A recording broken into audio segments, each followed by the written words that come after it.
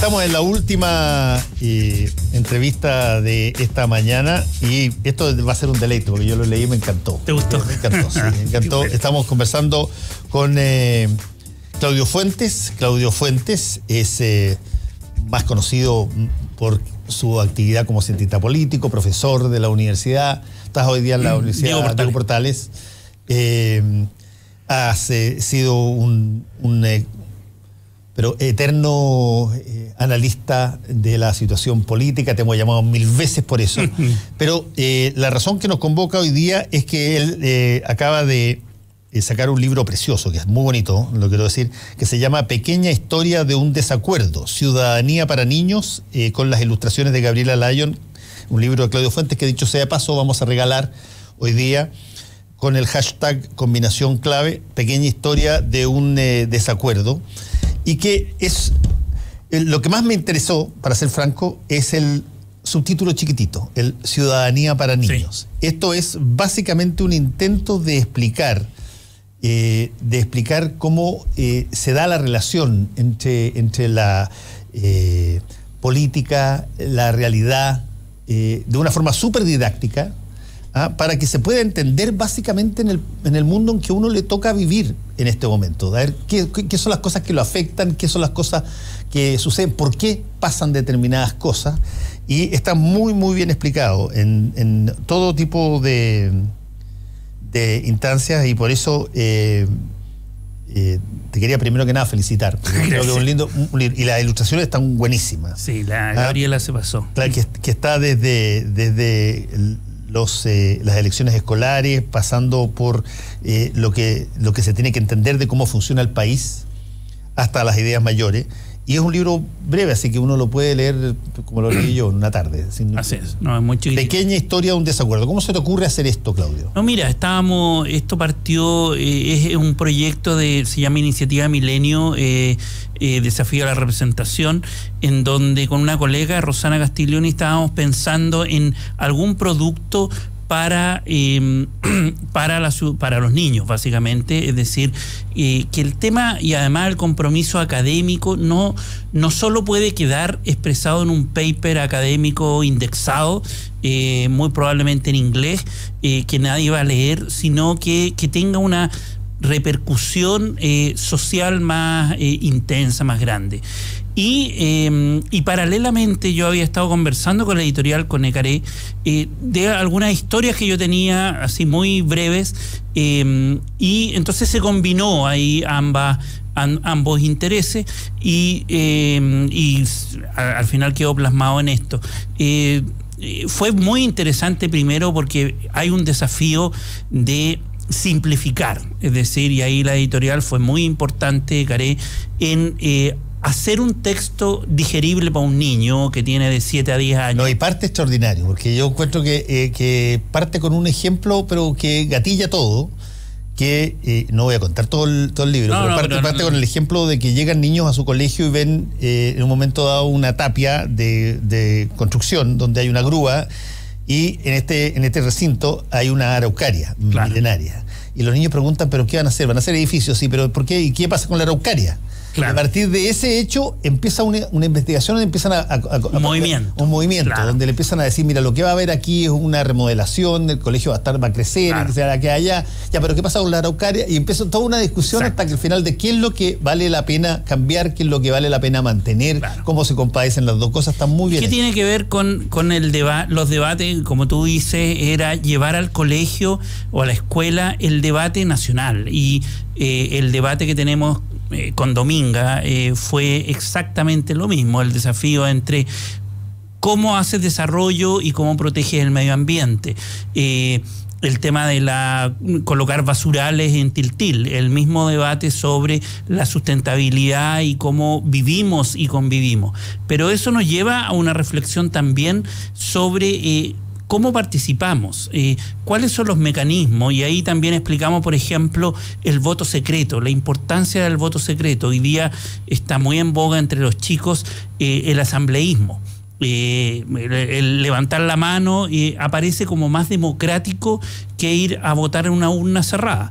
Y en realidad eso viene de 1700 y tanto en Inglaterra, donde del asambleísmo se pasó al voto secreto por el temor al cohecho, a la presión, al ejercer presión, y por lo tanto fue considerado mucho más democrático el hacer una caja con una urna cerrada, y de ahí la importancia del voto secreto, versus levantar la mano en una asamblea donde puedes ser presionado directamente y te pueden controlar cuál va a ser tu opinión. Entonces plantea debates que yo creo que están muy instalados. Además que esto pasó por el filtro de mi hija, que tiene 10 años, y que le iba mostrando todo esto, y que genera conversaciones. Esa era la idea, o sea, generar conversaciones entre los padres y los niños. Déjame preguntarte una cosa, que haciendo una analogía entre este tipo de libro, que lo que trata de hacer es discutir, o sea, conversar abiertamente a nivel de colegio con los niños, de política, con los libros que han tratado de hacer lo mismo, pero sobre la base de educación sexual, que ha quedado la crema, porque te agradecen, te dicen de partida, no se puede hablar de ese tipo de cosas con niños en el colegio. Claro. ¿Tú crees que vas a tener gente que diga la política no puede entrar ni siquiera como un texto iniciatorio a los colegios tan temprano? Porque los colegios básicamente los niños tienen que aprender a jugar y reírse y pasarlo bien, y no se tienen que meter en política tan temprano. Totalmente. Yo creo que, no sé, a lo mejor genera algún tipo de polémica, ni siquiera lo había pensado, pero sí, efectivamente, yo creo que acá, por ejemplo, hablamos de los movimientos sociales, de el rol del director o la directora respecto de las comunidades escolares. Entonces sí plantea algunos temas polémicos. Ahora, yo creo que lo mismo que con la sexualidad, excluirse de debatir esto cuando los chicos están conversando, o sea, esto se conversa muy fuertemente en la escuela, yo creo que es un error. O sea, el evadir el tema, y cuando hoy día además por normativas escolares adicionalmente hay un desafío de colocar la educación cívica en los colegios. Ahora, si tú, no sé si tuviste la oportunidad de mirar el estudio que sacó la Agencia de Calidad de Educación la semana pasada, el ICCS. No. Míralo, te lo puedo mandar, pero está en las redes, ICCS, y lo que hace es un test a alumnos de octavo básico sobre conocimiento y percepciones respecto de educación cívica. Y Chile se ha mantenido prácticamente inalterado el nivel de conocimiento de educación cívica en los últimos 10 años en comparación. Esto es un estudio internacional, y estamos muy mal en materia de conocimiento. Es decir, los jóvenes, los estudiantes de octavo básico saben muy poco sobre educación cívica. Entonces ahí se plantea el desafío de cómo se entra al aula. Simplemente, no sé si tú tuviste cursos de educación cívica. Pues nosotros nos hacían... En el colegio tuve cursos de educación cívica que yo tenían el nombre de electivos, pero eran obligatorios. Claro, obligatorio. A nosotros por lo menos nos pasaban la Constitución del 80. Yo soy del año 80 al 82. Yo soy mucho claro, más ahí antiguo estaba en primero a cuarto medio, y el problema ahí era que era una enseñanza formal de qué dice el artículo 5º sobre no sé qué cosa.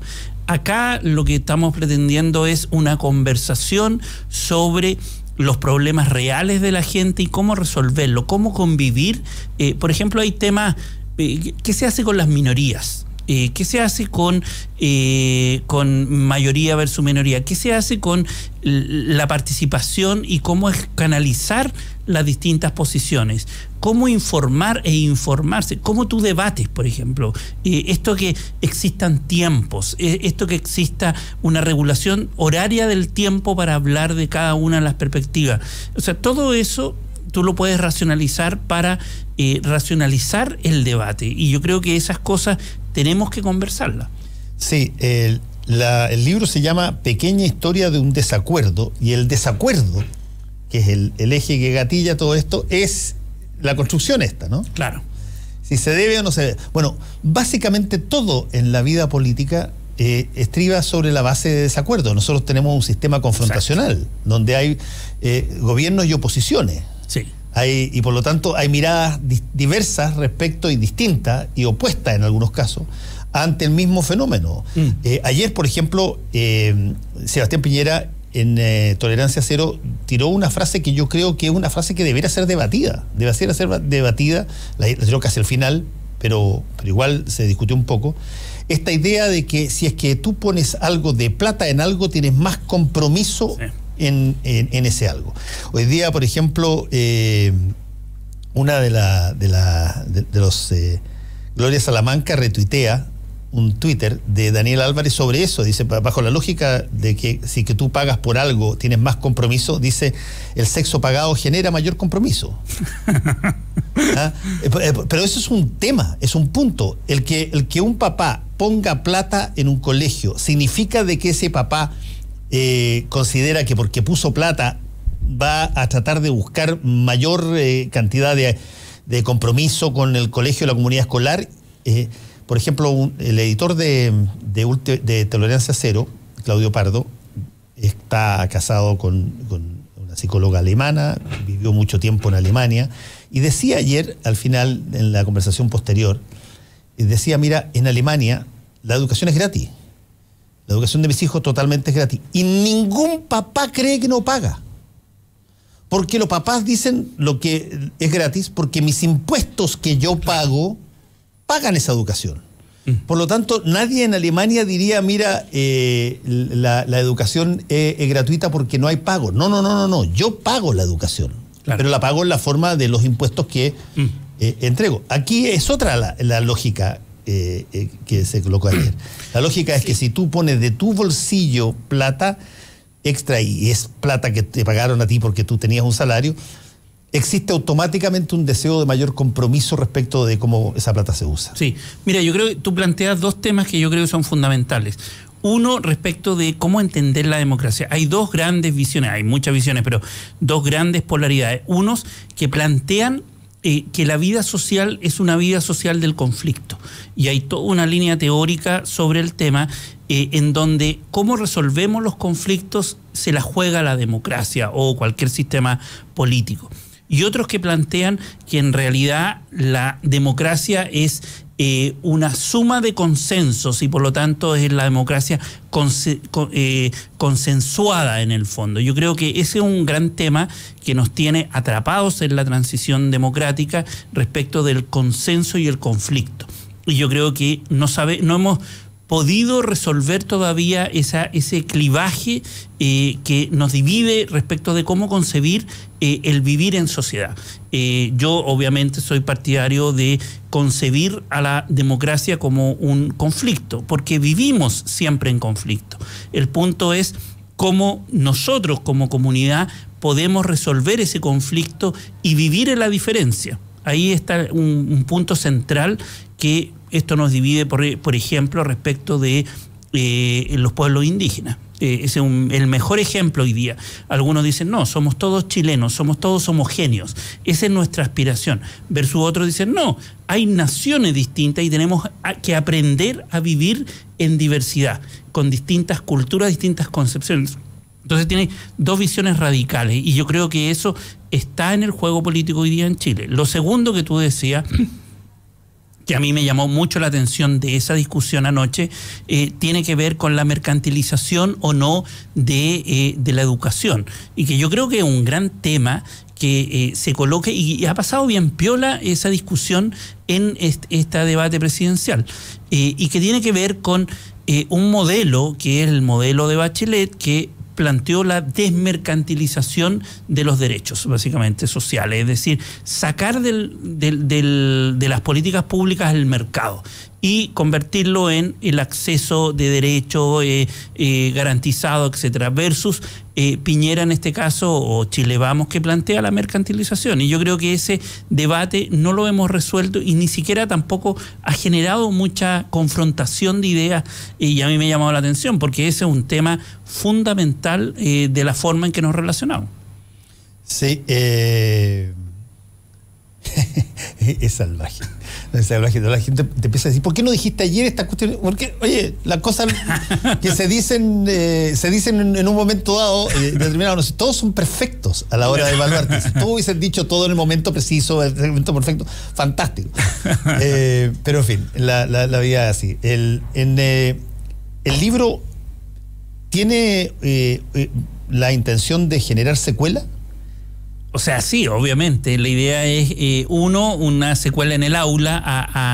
Al final del libro hay una serie de recomendaciones para los padres o para los profesores, para nuevas preguntas que plantear sobre el sistema político chileno o en general los sistemas políticos y la democracia, desde el debate sobre qué es la libertad de expresión, qué es el voto, cómo se debate y qué sistema político tenemos en Chile. O sea, hay una idea de que en el aula o en la relación padre-hijo o madre-hijo se discutan estos temas y no solamente quede ahí.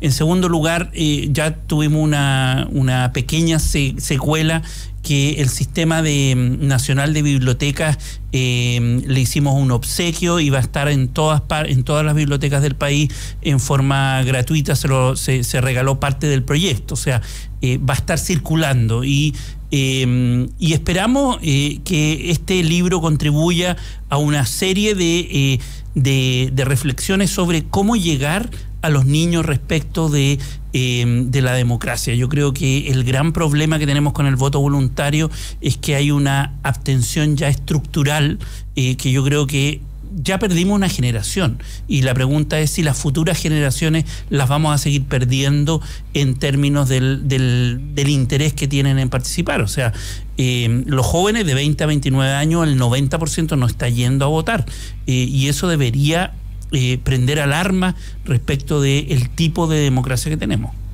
Claudio Fuentes es el autor de Pequeña historia de un desacuerdo, Ciudadanía para niños. La ganadora del libro es @una tonina.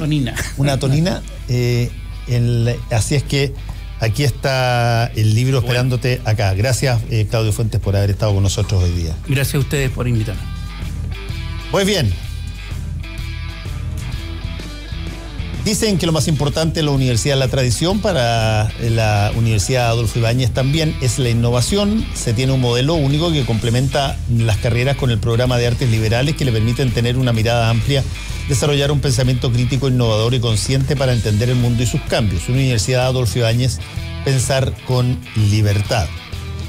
Y para que esté 100% en línea con su negocio, afíliese 100% en línea en transbank.cl y comience a vender desde 48 horas hábiles. Transbank, apoyando negocios. Nos vamos. Chao, chao. El secreto del éxito es vivir la